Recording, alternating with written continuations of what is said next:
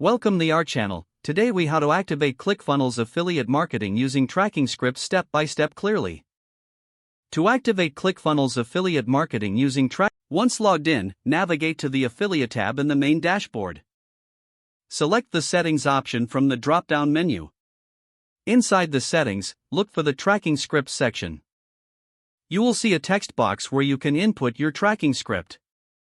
Copy your desired tracking script from your analytics or tracking platform. Ensure that the script is properly formatted and free of errors. Paste the tracking script into the designated text box. After pasting the script, click on the Save button to apply the changes. Next, navigate to the funnel you want to promote as an affiliate. Access the funnel editor by clicking on the funnel name. In the funnel editor, go to the Settings menu again. Select SEO metadata from the drop-down. In the SEO metadata section, you can add additional tracking parameters if needed. To track conversions, make sure you are using the correct affiliate links. Copy the affiliate link provided for the funnel. Paste the affiliate link into your desired promotional channels. Monitor the performance of your affiliate links through your tracking platform. Regularly check ClickFunnels for any updates or changes to your tracking scripts.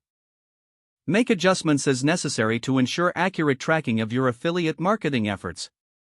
Finally, always adhere to ClickFunnels guidelines when promoting your affiliate links. If the page does not load, refresh the browser or try again in a private or incognito window.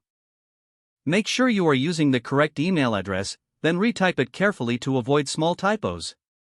If your password is not accepted, use the reset option and create a new strong password you can remember.